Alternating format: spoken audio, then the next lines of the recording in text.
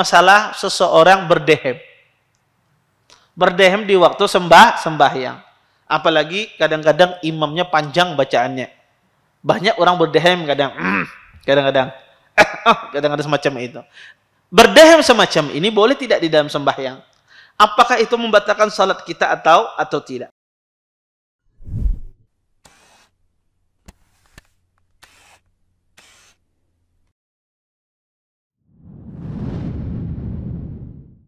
Assalamualaikum warahmatullahi wabarakatuh.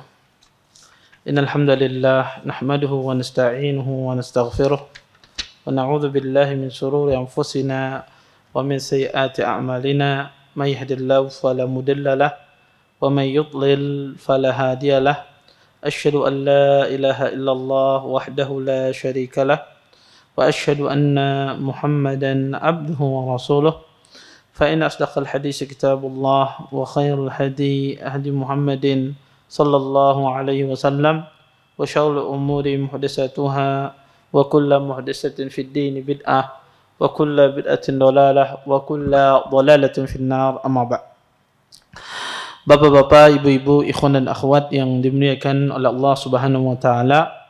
Alhamdulillah, segala puji bagi Allah Subhanahu wa taala dengan limpahan nikmat yang begitu besar, di antaranya nikmat iman, nikmat Islam, nikmat kesehatan, sehingga kita semua diberikan kemudahan oleh Allah Subhanahu wa taala untuk bisa berhadir di majelis ilmu. Mudah-mudahan apa yang kita pelajari, apa yang kita tuntut pada sore hari ini mendatangkan keberkahan dari Allah Subhanahu wa taala dan kita bisa mengambil manfaat dari apa yang akan disampaikan nantinya. Bapak, Ibu, ikhwan dan akhwat yang dimuliakan oleh Allah Subhanahu wa taala, kita lanjutkan kajian kita tentang syarah fikih sunnah wanita. Kita masuk pada halaman 149, hal-hal yang membatalkan salat. Kata beliau, apabila satu dari perkara di bawah ini engkau alami ketika salat, maka salatmu batal dan engkau harus mengulanginya. Hal-hal tersebut adalah, kata beliau, yang pertama, yakin adanya hadas yang bisa membatalkan wudu. Seorang laki-laki yang menyangka telah berhadas dalam salatnya dikabarkan kepada Rasulullah sallallahu alaihi wasallam, kemudian beliau bersabda, la yanfatil aw la yansarib hatta yasma'a sautan aw yajida rihan. Janganlah ia membatalkannya, jangan berpaling hingga ia mendengar suara atau mencium bau. Bapak, Ibu, ikhwan dan akhwat yang dimuliakan oleh Allah Subhanahu wa taala, di antara hal yang membatalkan salat seseorang yakin adanya keluar hadas, keluar hadas. Hadas itu adalah sesuatu yang keluar dari kemaluan seseorang dari dua jalan, maka itu disebut dengan hadas. Itu disebut dengan hadas. Bapak, Ibu, ikhwan dan akhwat yang dimuliakan oleh Allah Subhanahu wa taala, maka segala sesuatu yang keluar dari dua jalur, baik itu dari dubur ataupun kubul, dari depan dan belakang, itu adalah sesuatu yang membatalkan salat seorang muslim. Dan keluarnya hadas ini harus seseorang itu yakin. Seseorang itu harus yakin keluarnya hadas ini. Kalau seandainya kita ini ragu-ragu keluar apa tidak ya, tadi buang angin apa tidak ya, ragu-ragu, maka jangan seseorang membatalkan salatnya sampai betul-betul dia yakin.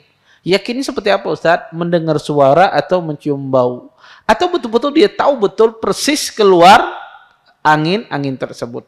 Maka yakin adanya hadas itu bisa membatalkan wudu seseorang. Maka segala sesuatu, Bapak Ibu, yang keluar dari dua jalur itu membatalkan, segala sesuatu yang keluar dari dua jalur itu membatalkan wudu seseorang. Mungkin pada kasus wanita sering mereka tanyakan, pertama, sebagian wanita kadang-kadang mereka mendapatkan angin, keluar angin di kemaluan. Tidak di pantat, tidak di dubur, tapi keluar angin di kemaluan. Apakah itu juga, Ustaz, termasuk hal yang membatalkan wudu seseorang, membatalkan salat seseorang? Jawabannya iya. Kenapa? Karena dia disamakan seperti buang angin. Maka angin yang keluar dari depan bagian wanita, maka itu disamakan dengan seseorang buang angin. Maka itu juga membatalkan sholat seseorang.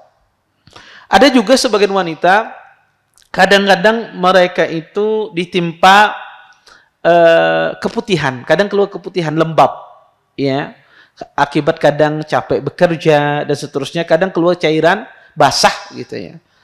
Akibat apa? Kelembapan, ya, akibat dia bekerja kadang keluar cairan tersebut, ya, atau keletihan keluar cairan tersebut, ya. Apakah itu juga Ustadz membatalkan wudhu kita? Iya. Itu membatalkan salat Anda. Perlu diketahui, ya, cairan tersebut atau kelembapan tersebut, para ulama mengatakan dia tidak najis. Walaupun dia keluar, dia tidak najis. Kenapa? Karena tidak segala sesuatu yang keluar dari dua jalur itu najis. Tetapi dia membatalkan salat, karena tidak harus sesuatu itu tidak najis tidak membatalkan salat, tidak harus.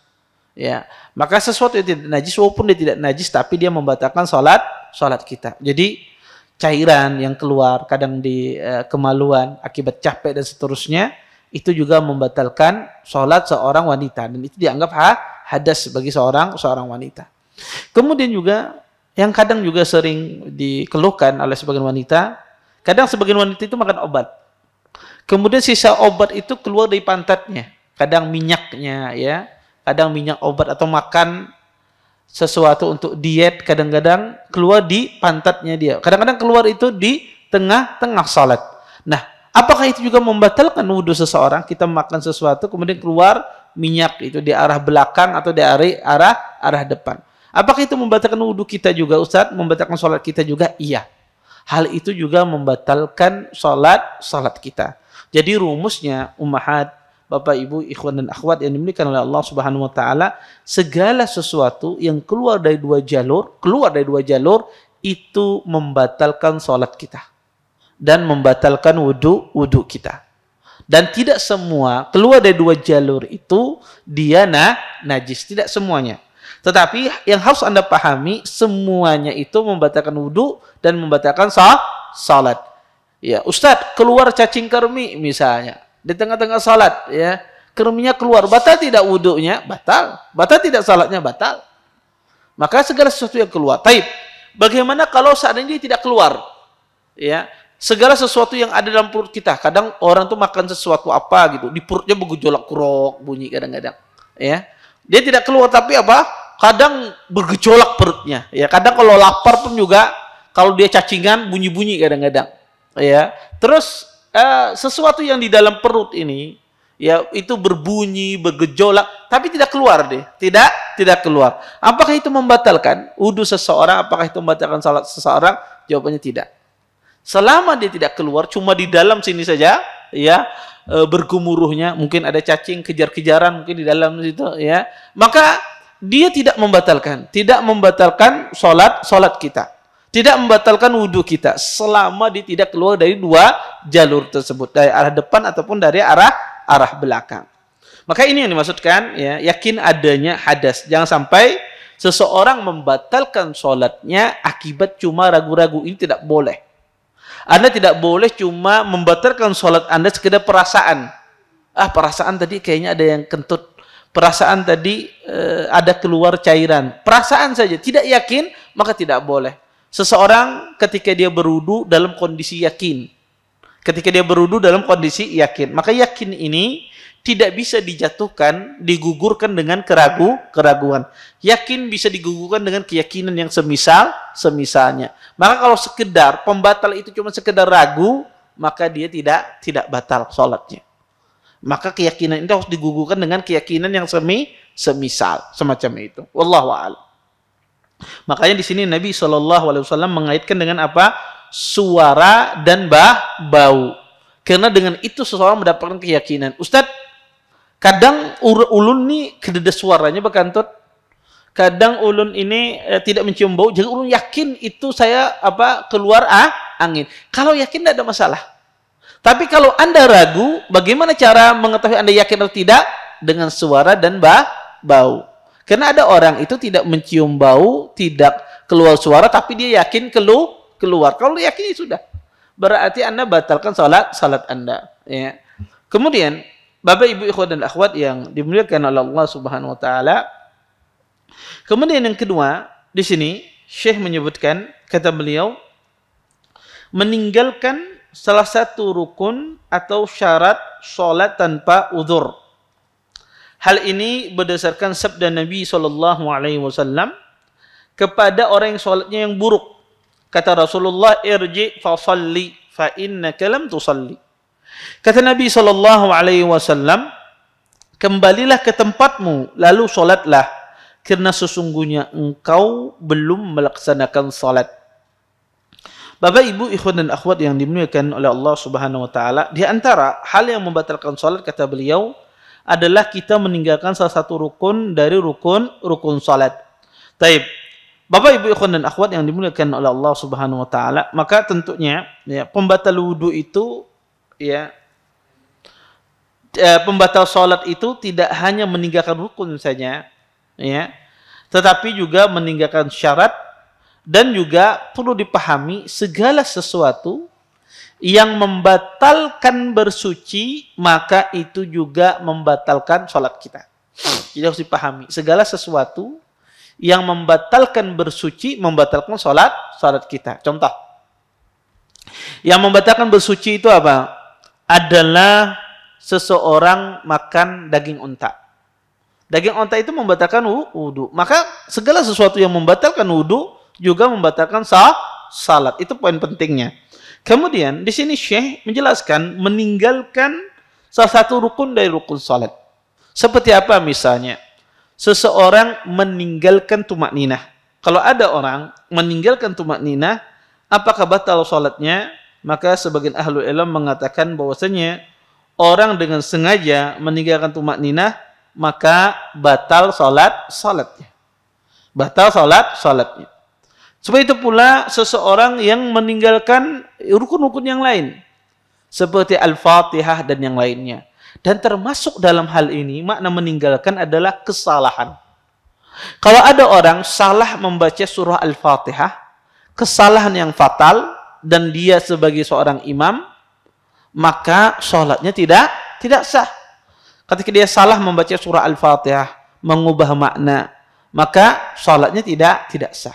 Jadi dari kata meninggalkan ini termasuk adalah mengubah. Ya, karena orang tidak membaca Al-Fatihah, salah membaca Al-Fatihah maknanya adalah dia tidak membaca Al-Fatihah. Kalau dia tidak membaca Al-Fatihah, maknanya adalah dia meninggalkan. Dan termasuk di dalamnya adalah seseorang yang meninggalkan salah satu syarat di dalam salat. Syarat di dalam salat apa? Disebutkan adalah menghadap kiblat. Kalau orang salatnya tidak menghadap kiblat, maka tidak sah. Tidak sah salatnya. Otomatis salatnya batal, ya. Kemudian ya, disebutkan oleh para ulama juga yang berkaitan tentang masalah ini adalah orang yang menambahi rukun di dalam salat. Orang yang menambahi rukun di dalam salat bukan mengurangi, menambahi. Maka batal salatnya kalau dia sengaja menambahi rukun dalam salat. Misalnya salat Isya, ya, rakaat keempatnya rukuknya 2 kali misalnya.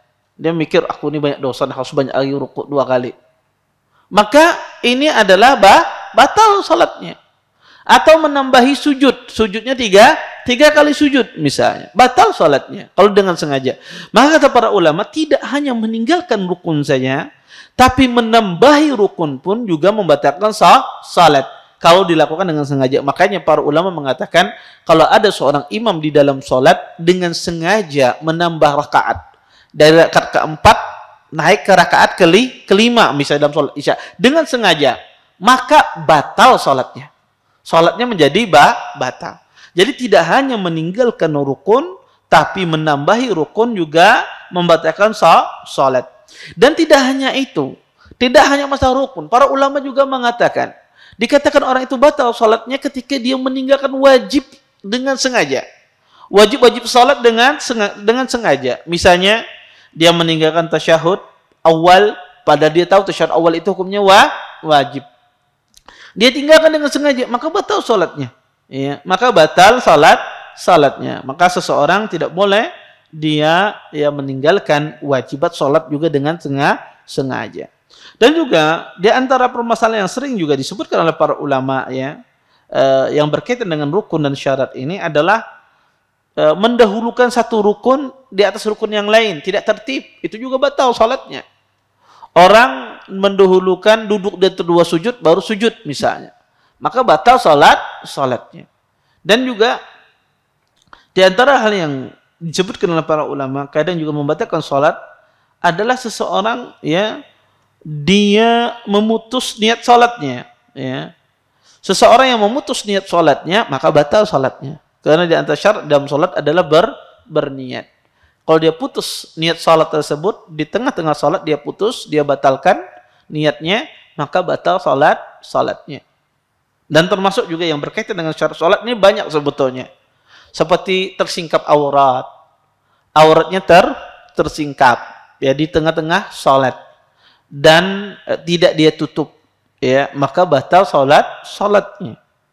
Ya, tentu yang tersingkap aurat ini adalah pertama sengaja, yang kedua ya, atau tersingkap auratnya dalam waktu yang lama tidak dia benarkan, maka itu batal salatnya.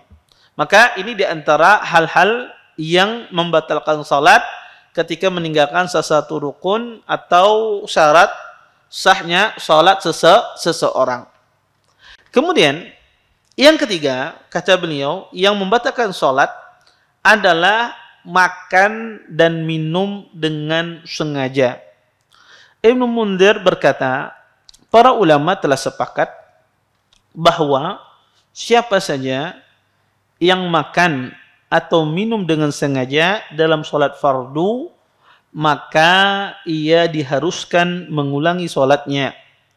Demikian juga dalam sholat sunnah. Menurut jumhur ulama, orang yang makan dan minum dengan sengaja harus mengulangi sholatnya.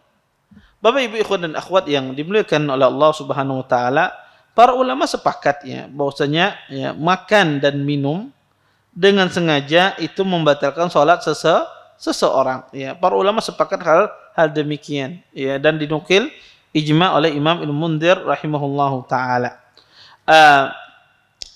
Tetapi yang jadi masalah di sini adalah ya, kadang sebagian orang itu ketika dia sholat ada sisa-sisa makanan yang tersisa di sela-sela giginya. Apalagi giginya ranggang-ranggang atau giginya berlubang, ya, ranggang-ranggang. Maka kadang sering tersisa terselip ya makanan. Pada pas makan kada sing keluar-keluaran, dikuit-kuit kada sing keluar-keluaran ya. Pas sembahyang bebayinya muncul. Ya. Maka kadang-kadang dagingnya sing genalan masuk di dalam. Tapi orang yang ada muncul semacam ini ketika kita sembahyang Allahu Akbar, ternyata baru membaca Al-Fatihah muncul dagingnya. Ini gimana Ustadz? Kita keluarkan apa kita telan? Atau kita batalkan dalam salat?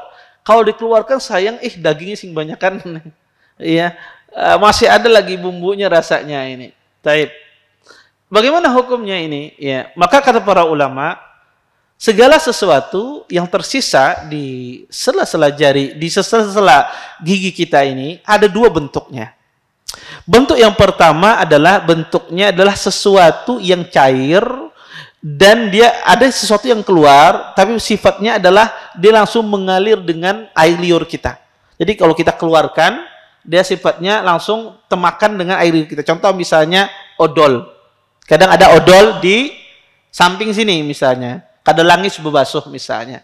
Pas sembahyang, ternyata masih ada odolnya. Sekali pas kita keluarkan, mengalir, menyatu dengan air liur kita. Taib. Ini apa hukumnya kalau tertelan? Ini sesuatu yang dimaafkan. Ini sesuatu yang dimaafkan di dalam Islam, ya. Atau makan sesuatu, misalnya es krim, misalnya, ternyata pas membaca terasai ada masih sisanya, ya, di gigi kita, dan dia mencair dengan air liur kita, langsung tertelan. Maka ini adalah sesuatu yang tidak membatalkan salat. Tetapi kalau seandainya dia tidak bercampur dengan air liur kita, bentuknya padat tadi, seperti daging, ya, dan yang lainnya, maka ini kalau ketika kita sholat, kemudian keluar dia, apakah kita telan? Tidak boleh kita telan. Terus gimana Ustaz? Dikeluarkan. Dikeluarkan, ya. Taruh di kantong atau taruh di tisu. Tidak boleh ditelan. Karena kalau ditelan itu membatalkan sholat seseorang. Ya. Apa saja yang bentuknya demikian itu tidak boleh ditelan. Maka itu harus dikeluarkan. Ya, seperti bekas daging, ayam, ya, ataupun yang lainnya. Hal yang semacam itu. Yang tersisa di gigi kita sembahyang keluar. Atau nasi dan semisalnya. Maka itu harus dikeluarkan. Tidak boleh dikunyah di dalam sembahyang. Ditelan dalam sembahyang tidak boleh. Kemudian, kadang ada juga yang ditelan itu, Bapak Ibu, ikhwan dan akhwat yang dimuliakan oleh Allah Subhanahu wa taala, kadang kalau orang itu batuk, ya musim batuk, kadang berdahak. Atau kadang orang tuh beingusan. Ingusnya ditahan-tahan, tisu kadang bawa kan ditahan tuh. Kadang orang tuh mengatur napasnya biar ingus ini kada telului orang banyak kada keluar. Kadang dimasukkan kembali itu apa bahasa Banjarnya? Dia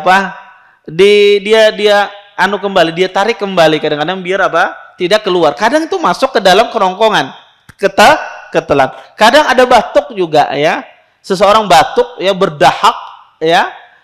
Banyak sekali sudah di mulutnya ini. Kalau di antara dia telan atau dia muntahkan, karena nggak sanggup, dia muntahkan nggak ada tisu dan semisalnya. Nah, hal semacam itu boleh tidak kita telan di waktu sholat, dahak dan semisalnya. Boleh tidak ditelan dalam sholat. Ini kadang-kadang kasus ya, kadang orang kasus ya dihadapkan dalam sebuah kasus demikian di dalam sholat.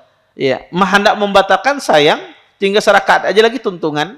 Ya, untuk ditelan ya kalau dibatalkan sayang sekali. Tetapi kalau ditelan apakah membatalkan puasa atau tidak? Para ulama rahimahullah ta'ala khilaf dalam masalah ini ya. Setelah mereka mengatakan ya khilaf mereka tentang masalah menelan ingus itu membatalkan puasa apa tidak. Terjadi khilaf di kalangan ahlul ilm. Tetapi masalah menelan dahak ketika kita batuk dari tenggorokan kita telan kembali, maka wallahu a'lam pendapat yang paling kuat di kalangan ulama tidak membatalkan. Maka itu boleh. Seseorang menahan dahaknya kembali, ya, dia telan kembali, maka insya Allah itu tidak membatalkan sholat seseorang. Ya, tidak membatalkan sholat seseorang. Makanya kata para ulama rahimahullah ta'ala, hal semacam ini tidak mengapa. Makanya Syekh Utsaimin rahimahullah ta'ala pernah ditanya tentang menelan dahak ini. Apakah itu membatalkan sholat? Beliau menjawab, kata beliau, inna bulgham tahirun. وليس بطعام ولا بشراب ولا في معناهما فإذا بله المصلي وهو في الصلاة فصلاته صحيحة وخاصة إذا غلبه ولم يتمكن من إخراجه في منديل ونحوه. Kata beliau, menelan bulgham, menelan dahak, kata beliau itu suci. Ya. Dan dahak itu kata beliau bukan makanan dan minuman. Jadi keliru orang mengatakan dahak itu makanan dan minuman. Itu bukan makanan dan minuman. Karena kita katakan tadi meminum makanan, memakan makanan atau menelan makanan dan meminum minuman dalam sholat itu batal. Kata beliau, dahak itu suci dan dia bukan makanan dan minuman. Dan juga tidak termasuk dalam keduanya, baik itu secara makna. Jika ada seorang yang sedang sholat menelan dahaknya, kata beliau, sedangkan dia di dalam kondisi sholat, maka sholatnya benar, maka sholatnya betul, tidak batal. Apalagi kata beliau dia tidak bisa kecuali menelannya, tidak memungkinkan kecuali harus dia telan, ya. Dan tidak memungkinkan dia mengeluarkannya di tisu ataupun di lainnya. Dan kita tahu bahwasanya ya, dahak itu suatu yang bukan kotor ya, tapi dia bukan najis ya. Walaupun afdalnya adalah dikeluarkan tidak menelannya. Tapi ada kondisi kadang sebagian orang tertelan dengan sengaja. Maka kalau ada orang menelan dengan sengaja, maka tidak membatalkan salatnya karena dia bukan makanan dan dan minuman, ya. Maka ini juga sering terjadi, ya, apalagi orang itu dalam kondisi sakit, batuk, pilek, flu, ya. Maka sering sekali, ya, kondisi-kondisi ini muncul di waktu sholat, ya. Maka ahlul ilm mengatakan ini bukan makanan dan minuman, ya. Taib. Ummahat dan akhwat yang dimuliakan oleh Allah Subhanahu wa taala. Kemudian di sini Syekh melanjutkan yang keempat, kata beliau, yang membatalkan salat adalah berbicara dengan sengaja. Yang membatalkan salat adalah berbicara dengan sengaja. Dari Zaid bin Arqam, ia berkata, kami pernah berbicara dalam salat. Seorang laki-laki dari jamaah kami pun pernah berbicara kepada orang di sampingnya ketika salat. Kemudian turunlah ayat wa qumu lillahi qanitin. Berdirilah karena Allah dalam salatmu dengan khusyuk. Surah Al-Baqarah ayat 238. Setelah itu Rasulullah sallallahu alaihi wasallam memerintahkan kami untuk diam ketika salat dan melarang kami berbicara. Kemudian kata beliau, faedah, orang yang berbicara ketika salat karena lupa atau tidak mengetahui hukumnya, maka salatnya tidak batal. Hal ini dicontohkan dalam hadis Muawiyah bin Hakam. Ketika ia salat bersama Nabi SAW, dikisahkan bahwa seorang laki-laki dalam jamaah bersin ketika salat. Kemudian ia memuji Allah, mengucapkan Alhamdulillah. Lalu Muawiyah menjawab, Yarhamukallah, semoga Allah merahmatimu. Mendengar jawaban Muawiyah, jamaah lain pun menoleh ke arahnya. Muawiyah lalu berkata, hai, mengapa kalian melihat ke arahku? Kisah di atas, kata beliau, menerangkan bahwa Muawiyah ibn al-Hakam as-Sulami jelas-jelas telah berbicara dalam salat. Namun Nabi sallallahu alaihi wasallam tidak memerintahkannya membatalkan salatnya atau menyuruhnya mengurangi salat. Alasannya karena ia tidak mengetahui hukumnya. Beliau hanya bersabda kepadanya, inna hadhis shalah la yasluh fiha syai'un min kalamin nas, innama huwa tasbih wa takbir wa qiraatul Quran. Kata Nabi, sesungguhnya salat ini tidak dibolehkan berbicara sedikit pun. Salat itu hanyalah tasbih, takbir dan bacaan Al-Quran. Ummahat dan bapak-bapak, ikhwan dan akhwat yang dimuliakan oleh Allah Subhanahu wa taala, di sini Syekh menjelaskan pembatal salat yang keempat adalah berbicara dengan sengaja.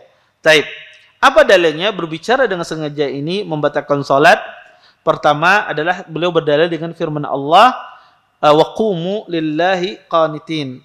Sebab turun ayat ini adalah disebutkan dalam sebuah hadis dari Zaid bin Arqam. Kata Zaid, kunna natakallamu fi sholati yukallimu ar-rajul sahibahu wa huwa ila janbihi fi shalah hatta nazalat wa qumu lillahi qanitin fa umirna bis-sukuti wa nuhina anil kalam.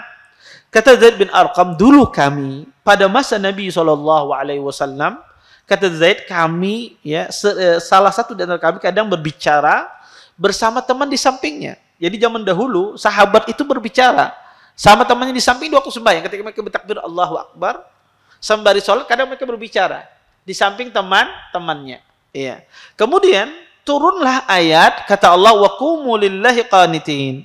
Berdirilah karena Allah dalam salatmu dengan khusyuk. Maka kata Zaid bin Arqam, maka kami pada saat itu diperintahkan untuk diam dan dilarang kami untuk berbicara. Maka ini menunjukkan bahwasanya larangan berbicara di waktu salat. Dan juga yang dibawakan oleh Syekh tadi adalah hadis Muawiyah bin al-Hakam. Ketika itu ada sahabat yang bersin, kemudian beliau menjawab yarhamukallah.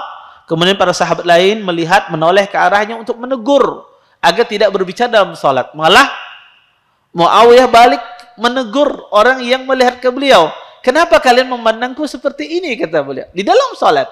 Kemudian setelah itu Nabi SAW mengatakan, inna hadhis salah la yasluh fiha syai'un min kalamin nas, innama huwa tasbih wa takbir wa qiraatul Quran. Kata Nabi, sesungguhnya salat ini tidak dibolehkan berbicara sedikit pun. Salat itu hanyalah tasbih, takbir dan bacaan Al-Quran. Dan juga hadis-hadis yang lain, ya, bahwasanya, ya, di hadis Abdullah bin Mas'ud juga menegaskan tidak boleh berbicara di waktu salat.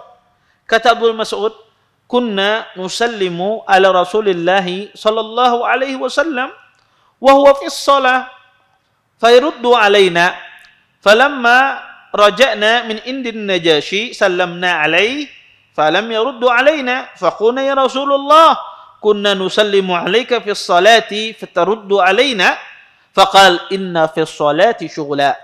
Kata Ibnu Mas'ud, dulu kami sering memberikan salam kepada Nabi sedangkan beliau dalam kondisi salat.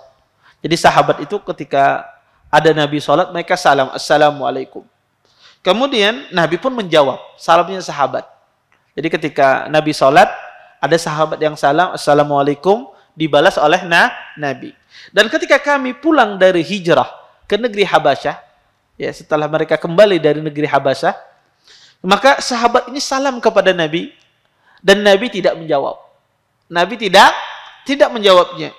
Kemudian sahabat bertanya, ya Rasulullah, dulu kami salam kepada engkau, engkau jawab. Sekarang kenapa engkau tidak jawab, ya Rasulullah, ketika engkau salat? Kata Nabi, inna fi sholati syughla. Sesungguhnya dalam salat itu ada kesibukan, yaitu seseorang berzikir, membaca Al-Quran, khusyuk kepada Allah Subhanahu wa taala. Ini di antara dalil-dalil yang menjelaskan kepada kita tidak boleh seseorang itu berbicara di waktu salat. Nah, di dalam masalah berbicara dalam salat ini banyak sekali pembahasannya. Di sini Syekh menyinggung bagian kecil dari masalah berbicara di waktu salat. Saya akan sebutkan beberapa perincian yang dijelaskan oleh para fuqaha ketika berbicara di waktu salat. Karena ada beberapa kondisi-kondisi kadang orang itu berbicara di dalam salat. Saya akan sebutkan kondisi-kondisi tersebut secara umum. Pertama, kadang ada orang berbicara di waktu salat karena dia tidak tahu hukumnya. Hukumnya tidak tahu bahwasanya berbicara di waktu salat itu tidak boleh. Apa hukumnya? Kalau ada seseorang berbicara di waktu salat sedangkan dia tidak tahu hukumnya, berbicara itu tidak boleh. Saya kasih contoh misalnya. Ada orang baru masuk Islam, kemudian dia ajari salat, dia sembahyang. Ketika dia sembahyang, dia berbicara. Ada telepon, dia angkat. Halo, assalamualaikum. Waalaikumsalam. Aku lagi sembahyang, kayaknya dua telepon. Matiin sama dia. Dia tidak tahu hukumnya. Taib. Apakah sah salatnya atau tidak? Orang semacam itu. Maka para ulama mengatakan, dan ini masalah khilaf di kalangan ahlul ilm. Wallahu ta'ala alam, pendapat yang paling benar di kalangan para ulama rahimahullahu ta'ala, bahwasanya orang yang berbicara di waktu salat akibat dia tidak tahu, maka salatnya sah. Dia tidak tahu, tidak boleh berbicara di waktu salat, salatnya sah, tidak perlu dia mengulang salatnya. Dalilnya apa? Dalilnya adalah yang dibawakan oleh Syekh di sini. Kasus Muawiyah ibn al-Hakam di sini. Muawiyah ibn al-Hakam di sini beliau berbicara di dalam sembahyang, dan beliau tidak tahu bahwasanya berbicara di dalam salat itu sudah tidak boleh. Dan Nabi sallallahu alaihi wasallam tidak menyuruh sahabat yang mulia ini, Muawiyah, untuk mengulangi salatnya. Ini menunjukkan berbicara karena tidak tahu hukumnya itu membatalkan salat, itu tidak membatalkan salat seseorang. Kemudian yang kedua, ada orang berbicara di waktu salat dalam kondisi terpaksa. Dia ada berbicara di waktu salat dalam kondisi terpaksa. Seperti apa misalnya? Seperti ada seseorang mungkin menggendah rumahnya. Ya, menggendah rumahnya, ya, menggeda-geda rumahnya, ya. Dia terpaksa, ya, dia terpaksa untuk berbicara, ya. Taib, apa hukumnya seseorang berbicara dengan terpaksa? Para ulama rahimallahu taala mengatakan bahwasanya kalau ada orang sembahyang kemudian dia berbicara akibat dalam kondisi terpaksa, maka tidak boleh. Salatnya batal. Mungkin dia dimaafkan, tapi salatnya batal. Apa dalilnya Ustadz? Salatnya batal, orang berbicara dengan sengaja. Dalilnya adalah firman hadis Muawiyah bin al-Hakam tadi dan hadis Zaid bin Arqam Yaitu hadis berbunyi, kata Zaid bin Arqam, umirna bisukuti fis shalah wa nuhina 'anil kalam. Kata Zaid bin Arqam, kami diperintahkan untuk diam di waktu salat dan dilarang kami untuk berbicara. Berbicara ini umum. Larangan berbicara ini umum, ya.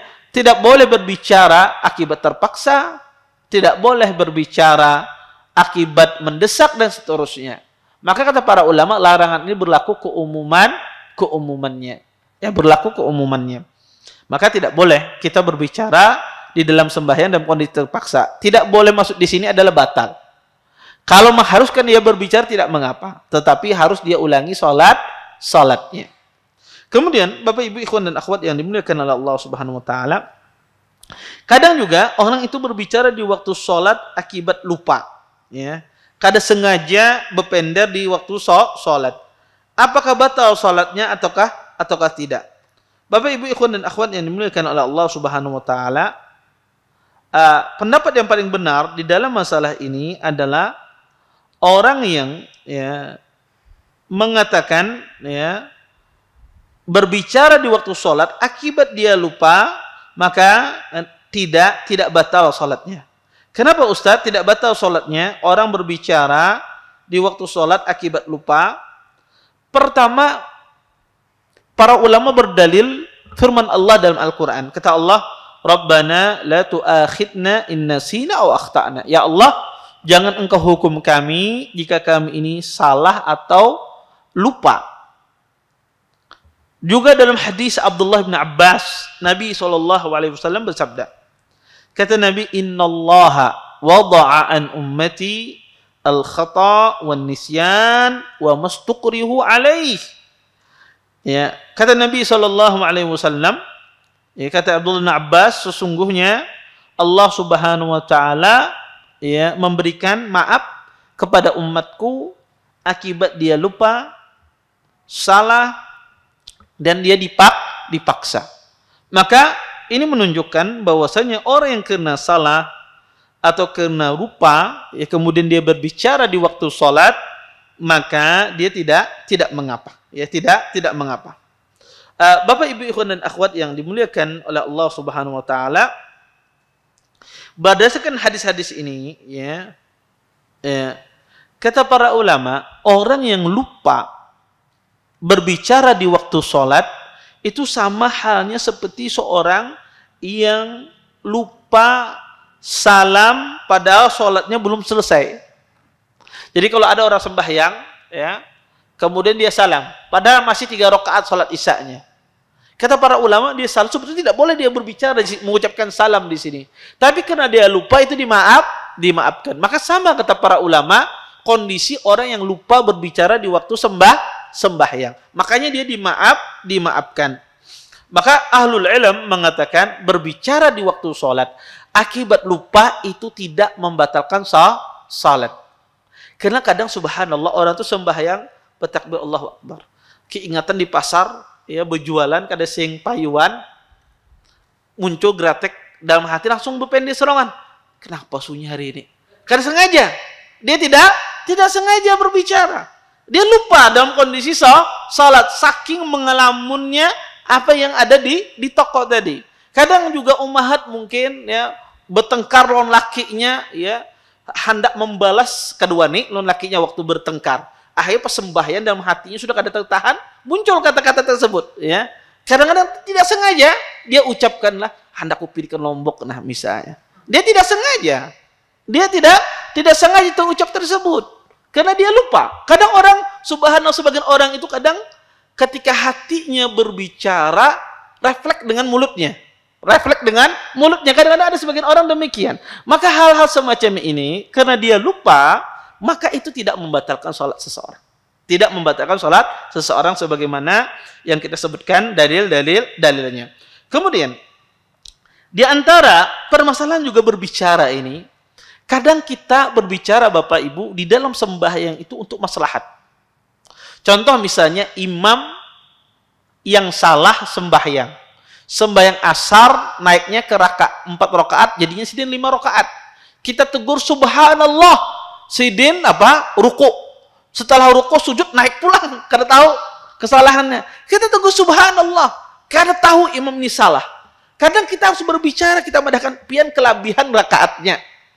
Kita hendak madahkan demikian. Tapi kalau subhanallah dia tidak paham, dia tidak tahu kesalahannya. Akhirnya kita berbicara pian kelebihan rakaatnya. Seharusnya 4 rakaat, ini sudah 2 rakaat pian tambahi. Misalnya.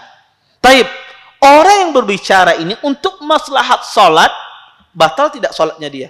Salat yang berbicara ini. Maka para ulama rahimahullahu taala khilaf dalam masalah ini. Tapi pendapat yang paling kuat adalah batal. Karena Nabi SAW tidak membedakan di dalam hadis ini, inna hadhis shalah, kata Nabi, la yaslu fiha syai'un min kalamin nas, innahu at-tasbih wa takbir wal qiraah. Kata Nabi SAW, sesungguhnya salat ini tidak pantas perkataan manusia. Salat ini merupakan tasbih, takbir dan bacaan Al-Quran. Maka kata para ulama rahimahullahu ta'ala, maka dia batal salatnya. Walaupun dia tidak berdosa. Tapi dia harus mengulangi salatnya.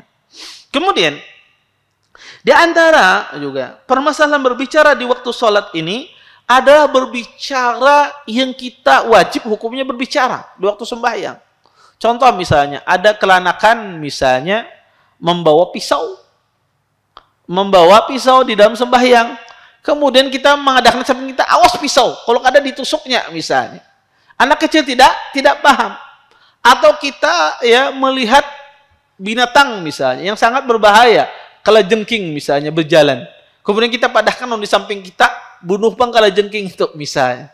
Kita berbicara di waktu sembahyang karena bicara wajib. Atau ada orang yang mau jatuh, pian bisi anak misalnya di rumah pian ada kolam renang, pian sholat sendiri, ibu-ibu misalnya anaknya main air, hendak tenggelam, ya takut tenggelam. Kemudian anda katakan, nak jangan main di air, anda dalam kondisi sholat. Boleh apa tidak Ustaz? Batal tidak sholat saya? Karena ini hukumnya wajib sudah. Atau saya ngasih tahu anak saya bahwasanya tadi masak di dapur, kompornya lupa dimatikan, sudah hangus ya, sudah asapnya mengepul. Kemudian saya bilang sama anak saya, nak matikan ya kompor di dapur misalnya. Anda dalam kondisi salat, batal tidak Ustaz salat saya? Karena itu kondisi yang wajib. Kalau tidak dilakukan bisa kebakaran rumah. Anak kalau tidak ditegur ketika dia main-main dekat kolam renang bisa tenggelam dia. Nah, hal-hal semacam ini apakah boleh dilakukan di waktu salat? Boleh. Berbicara di waktu salat semacam ini boleh. Tapi pertanyaannya batal apa tidak?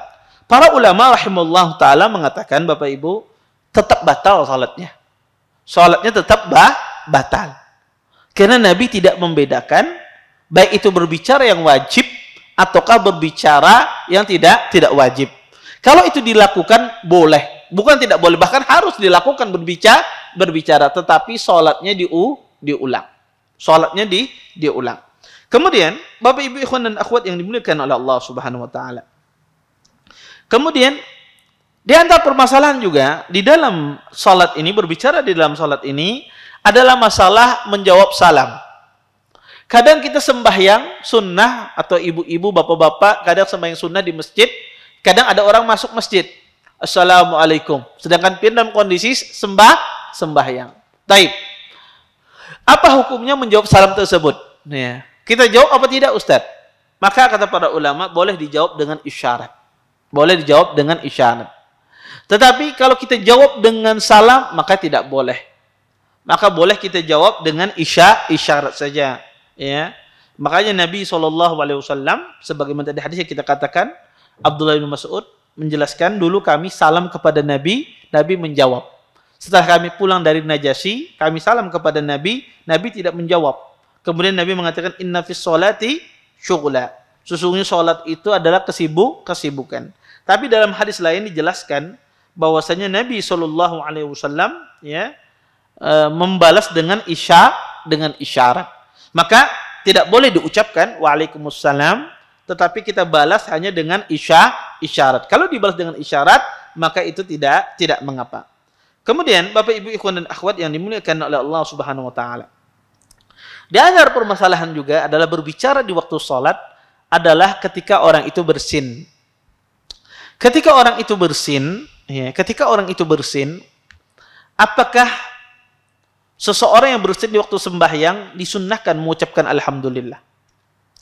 Para ulama rahimahullahu taala hampir mereka sepakat, ya ulama madhab yang 4 sepakat bahwasanya tidak mengapa ya seseorang itu mengucapkan alhamdulillah secara sir, secara pelan.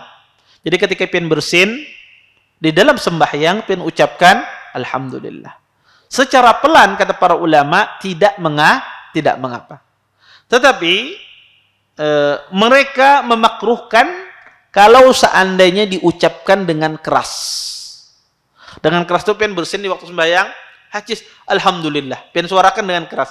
Ini para ulama madhab yang 4 hampir mereka sepakat itu makruh dikeraskan. Tidak haram, tapi makruh. Tapi kalau pelan jawabnya, mengucapkannya alhamdulillah untuk kita saja, maka itu tidak mengapa. Itu tidak mengapa. Kemudian dalilnya apa? Dalilnya adalah hadis Rifa'ah Ibn Rafi'. Beliau mengatakan, kata mereka bahwasanya shallaitu khalfa Rasulillah sallallahu alaihi wasallam fa'tistu faqultu alhamdulillah hamdan katsiran tayyiban mubarakan fih mubarakan alaih kama yuhibbu rabbuna wa yarda. Falamma shalla Rasulullah sallallahu alaihi wasallam insarafa faqala manil mutakallim fi shalah. Falam yatakallam ahadun thumma qala as-saniyah manil mutakallim fi shalah. Falam yatakallam ahadun thumma qala ath-thalithah manil mutakallim fi shalah. Wa fi riwayatin manil qa'il al-kalimah fa innahu lam yakul ba'sa. Faqala Rifa'ah ibn Rafi' ana ya Rasulullah kaifa qulta? Qal qultu alhamdulillah hamdan katsiran tayyiban mubarakan fi mubarakan alaih kama yuhibbu rabbuna wa yarda. Faqala an-nabiy sallallahu alaihi wasallam walladhi nafsi biyadihi laqad iftadaraha bid'ah wa salasuna malakan ayyuhum yas'adu biha. Dari Rifa'ah Ibn Rafi' beliau berkata, saya salat di belakang Rasulullah sallallahu alaihi wasallam, kemudian saya bersin kata beliau. Kemudian saya mengatakan alhamdulillah hamdan katsiran tayyiban mubarakan fih mubarakan alaihi kama yuhibbu rabbuna wa yarda. Kemudian ketika selesai Nabi sembahyang, Nabi pun berpaling kemudian bertanya, siapa yang berbicara tadi di waktu salat? Tidak ada yang berbicara. Tidak ada yang menjawab. Kemudian Nabi ulangi lagi, siapa yang berbicara tadi di waktu salat yang mengucapkan alhamdulillah?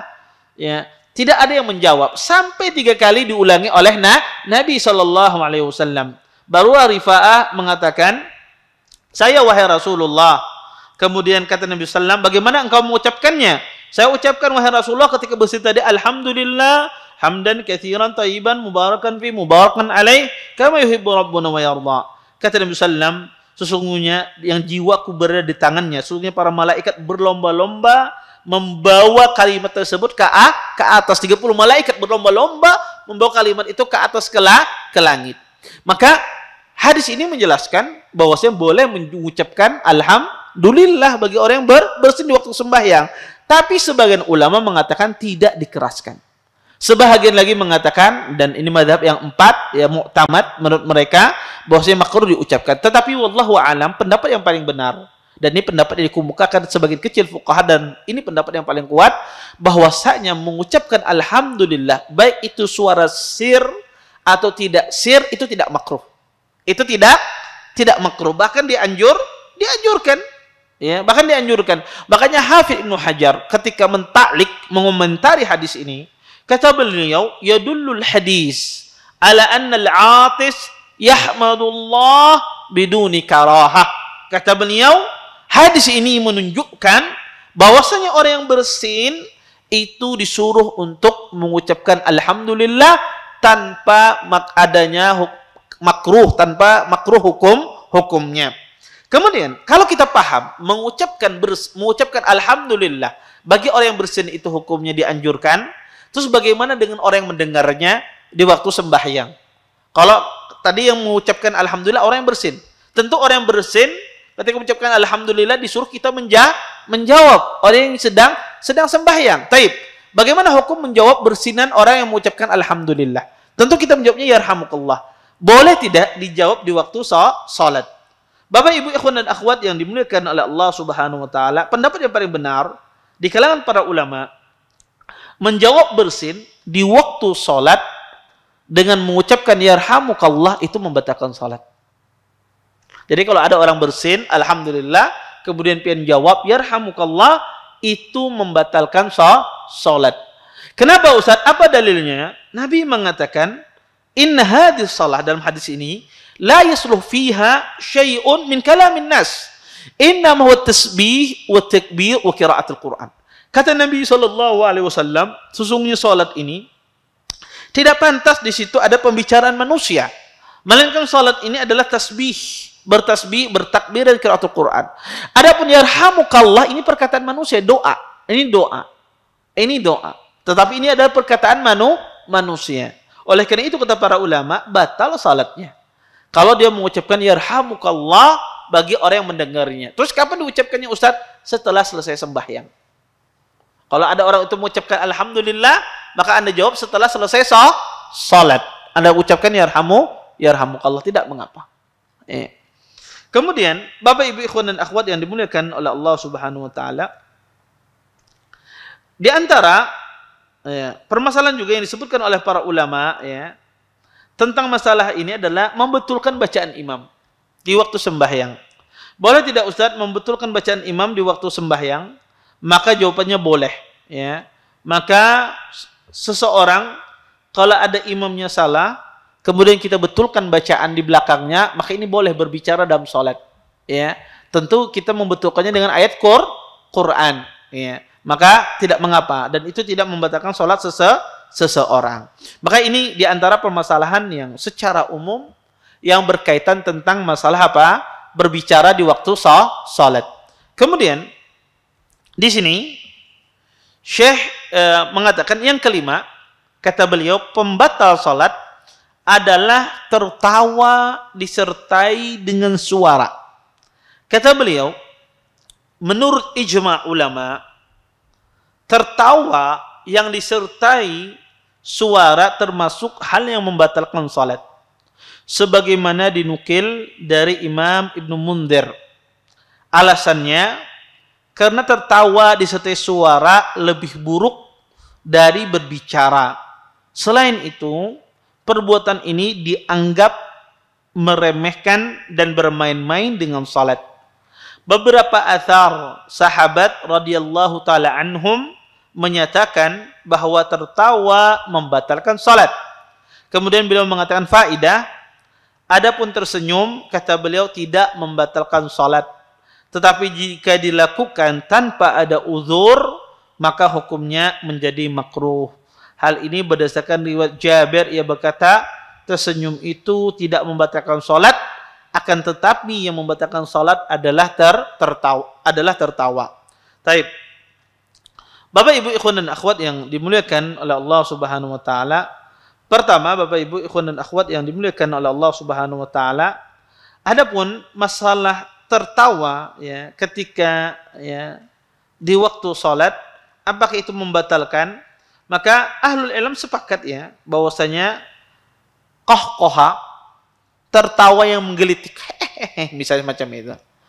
Tertawa yang menggelitik atau punya kikik semacam itu, ulama sepakat itu membatalkan salat.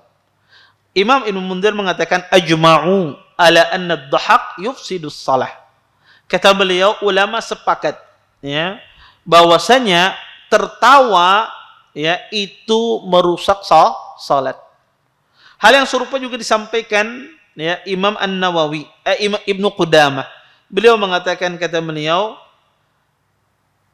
in dhahika fabana minhu harfan fasadat salatuhu. Kata Imam Ibnu Qudamah, jika seseorang tertawa di waktu salat dan nampak dari tertawanya dua huruf muncul, dua huruf, bukan dua kalimat, dua huruf. Misalnya gitu, dan h gitu misalnya. Nampak dua huruf kata beliau, fasadat salatuhu. Maka salatnya rusak. Salatnya rusak. Maka para ulama rahimahullahu taala mengatakan ya hukum tertawa di dalam sholat itu hukumnya membatalkan sholat seseorang, dan ini dalilnya adalah ijma'. Taib. Kemudian di sini Syekh menyinggung tentang masalah tabassum. Tabassum itu senyum. Adapun senyum, para ulama rahimahullahu taala mengatakan ya senyum itu bukan tertawa. Dia tingkatan di bawah tertawa, ya. Maka kata para ulama, ya, senyum di dalam salat itu tidak membatalkan salat seseorang. Ya, senyum di dalam salat itu tidak membatalkan salat seseorang. Apa dalilnya, Ustaz? Ya. Di antaranya adalah dalil yang menjelaskan ini adalah perkataan Ibnu Sirin. Imam Ibnu Sirin rahimahullahu taala ketika beliau membaca ayat fatabassama dhahikam min qawliha. Kata Imam Ibnu Sirin, la alamu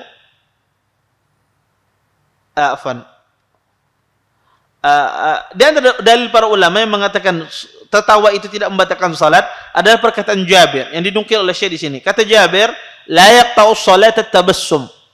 Kata Jabir, sesungguhnya salat itu tidak dibatalkan dengan senyuman.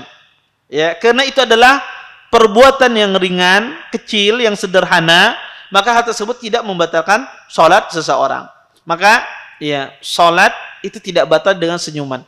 Kadang sebagian ibu-ibu itu menaruh anaknya di bawah, kemudian ketika dia sembahyang, kadang bayinya itu atau anak yang sudah usia 1 tahun ngerti dengan ibunya, kadang ibunya senyum biar anak tidak nangis. Ya kadang demikian, ditaruh di bawah senyum ibunya biar anak tidak nangis. Maka ini insya Allah tidak mengapa, karena ini ada udzur syar'i, udzur syar'i. Yang tidak ada udzur syar'i kata Syekh tadi, itulah yang dimakruhkan. Kemudian ada masalah yang berkaitan dengan masalah tertawa ini. Masalah apa itu? Masalah seseorang berdehem. Berdehem di waktu sembahyang. Apalagi kadang-kadang imamnya panjang bacaannya. Banyak orang berdehem kadang-kadang semacam itu. Berdehem semacam ini boleh tidak di dalam sembahyang? Apakah itu membatalkan salat kita atau tidak? Bapak, Ibu, ikhwan dan akhwat yang dimuliakan oleh Allah Subhanahu wa taala, bahwasanya berdehem di waktu salat, ya, para ulama mengatakan ya bahwasanya berdehem di waktu salat itu tidak membatalkan. Kenapa? Karena berdehem itu bukan pembicaraan, bukan perkataan. Berdehem itu bukan perkataan semacam itu. Semacam itu. Itu bukan perkataan. Kalau dia bukan perkataan, otomatis dia tidak membatalkan salat. Ini yang pertama. Kemudian yang kedua, ada hadis yang lemah menjelaskan masalah ini. Ada hadis yang lemah yang menjelaskan masalah ini. Hadis Ali. Tapi hadisnya lemah. Kata Ali bin Abi Thalib, "Kanat li sa'atun fi sahar. Adkhul ala Rasulillah sallallahu alaihi wasallam. Fa in kana fi salatin tanahnaha fa kana dhalika idhni. Wa in lam yakun fi salatin adina li." Kata beliau, sesungguhnya aku tuh punya waktu di waktu tengah malam untuk masuk ke tempat Rasulullah, kata Ali. Ketika beliau sedang dalam kondisi sholat, maka ketika beliau berdehem, itu tanda beliau memberikan izin untukku. Tetapi ketika beliau tidak sholat, beliau langsung mengizinkan untukku. Di sini Ali mengatakan, Nabi kalau di waktu sembahyang, Ali minta izin masuk, beliau dengan berdehem. Maka kalau itu membatalkan sholat, niscaya tidak dilakukan oleh Rasulullah Sallallahu Alaihi Wasallam. Tetapi Bapak Ibu, hadis ini hadis yang lemah. Ya, hadis ini hadis yang lemah sehingga tidak bisa dijadikan hujjah. Saya membawakan ini karena di antara pendalilan sebagian para ulama berdalil dengan hadis ini mengatakan berdehem itu tidak membatalkan salat. Tapi cukup dengan dalil pertama tadi.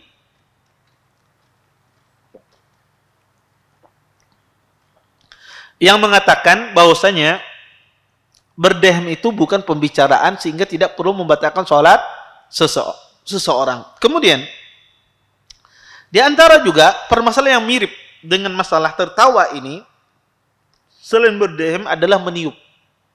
Kadang ada sebagian orang itu ketujuh meniup dalam sembahyang. Kadang kena kepanasan, dia tiup. Kadang dia tiup. Tapi meniup dalam sembahyang ini batal tidak salat kita? Apakah dikatakan dia berbicara juga di dalam salat? Maka para ulama mengatakan meniup itu ya, tidak membatalkan salat seseorang. Ya. Meniup itu bukan pembicaraan. Maka tidak batal seseorang dengan dia meniup. Ya. Maka tidak batal salatnya dengan dia meniup. Kemudian, apa dalilnya Ustaz? Dalilnya adalah hadis Abdullah bin Amr. Beliau mengatakan, "Inkashafatis syams ala ahdi Rasulullah sallallahu alaihi wasallam." Kemudian, di akhir hadis beliau menyebutkan, "Summa nafakha fi sujudihi faqala uf uf." Kata Abdullah bin Amr, ketika terjadi gerhana matahari pada masa Nabi sallallahu alaihi wasallam, Nabi ketika sujud beliau tiup semacam itu. Nabi tiup ada bunyi semacam itu. Maka kata mereka, kalau meniup itu membatalkan salat, niscaya Nabi akan batalkan salatnya. Maka ini menunjukkan bahwasanya meniup di waktu sembahyang itu tidak membatalkan salat. Kemudian Bapak Ibu ikhwan dan akhwat yang dimuliakan oleh Allah Subhanahu wa taala, di antara permasalahan yang juga mirip dengan permasalahan ini adalah mirip dengan tertawa tapi kebalikannya, yaitu menangis di waktu sembahyang. Karena ada sebagian orang itu suka menangis di waktu salatnya. Entah itu dia paham makna yang dibacakan oleh imam, tersentuh dia, akhirnya dia menangis, atau kadang itu orang tuh mengingat masa lalu, menangis maksiatnya dia, atau kadang orang itu menangis terbawa suasana, ada di samping-sampingnya menangis, empat jiwanya menangis, atau imamnya menangis ketika baca doa dia juga ikut terharu. Kadang dia tidak ya. Kadang ada juga orang menangis akibat sisa di rumah berkelahi, terbawa di dalam salat. Banyak kondisi orang menangis di waktu sembahyang ini. Nah, ini perlu juga kita bahas ya. Karena ini kondisi ini juga sering terjadi. Bapak Ibu ikhwan dan akhwat yang dimuliakan oleh Allah Subhanahu wa taala. Kata para ulama, kalau menangis itu tidak bisa ditahan oleh seseorang, maka salatnya tidak batal. Kalau ada orang menangis di dalam salat terisak-isak dan dia tidak bisa menahan. Dia tidak ingin menahan, tidak bisa. Maka ini tidak batal salatnya. Ini tidak batal salatnya.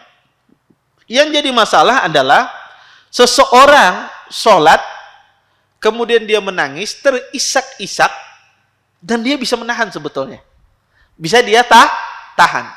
Maka kalau ada orang menangis dengan terisak-isak padahal dia bisa menahannya dan keluar suara huruf di sana, 2 huruf dan semisalnya, maka batal salatnya.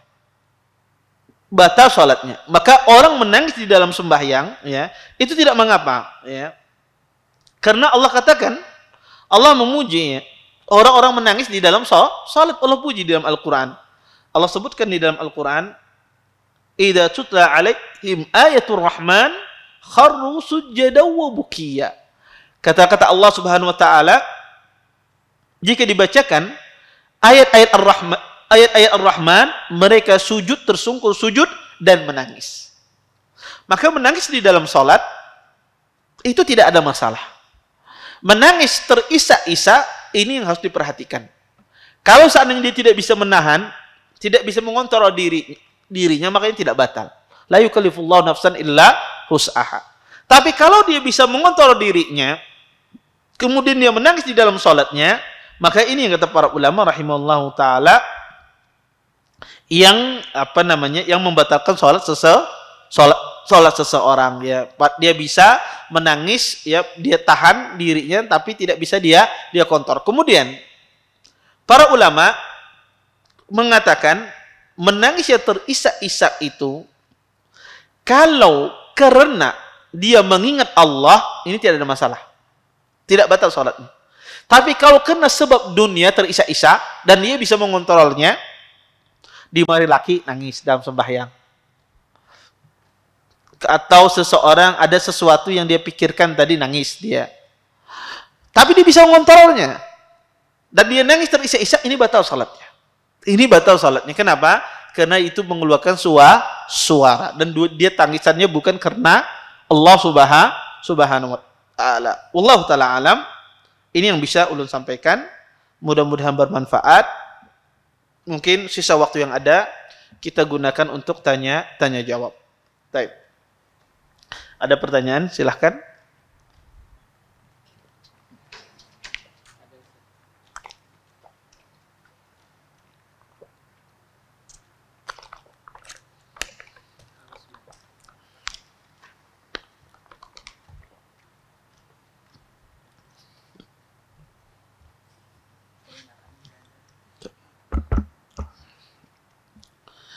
Baik.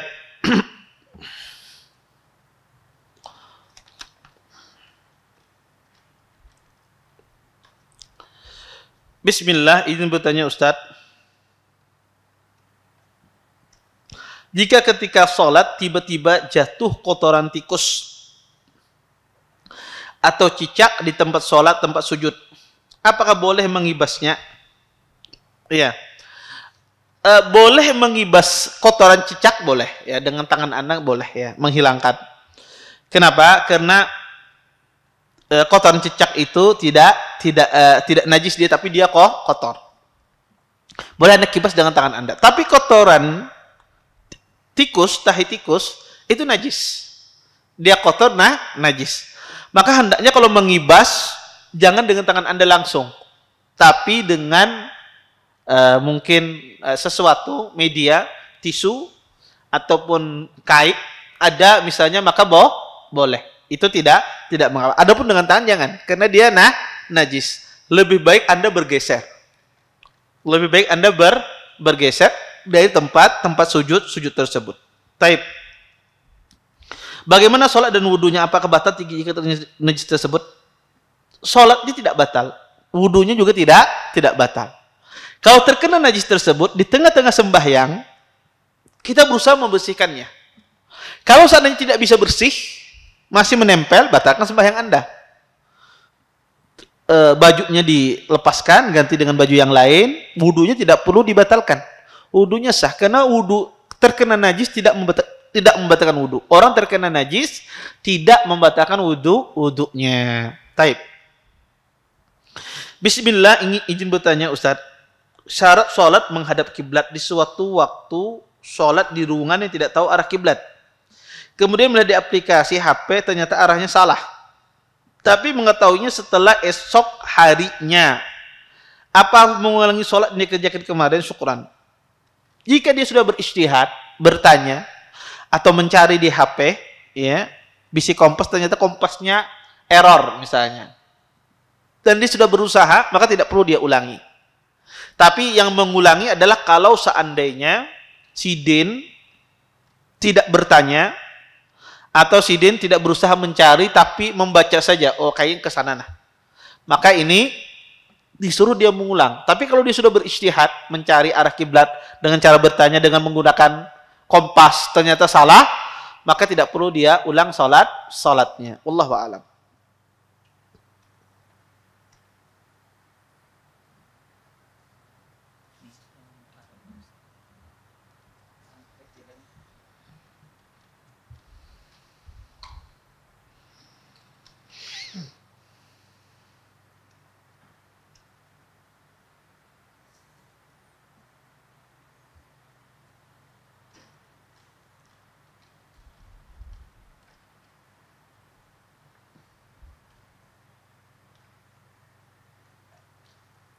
Baik, bismillah, izin bertanya. Jika ada makanan yang nyangkut di gigi, sadarnya ketika sholat dan sudah dilepas dari gigi tidak bisa ditelan dan tidak bisa dikeluarkan, apakah juga membatalkan sholat?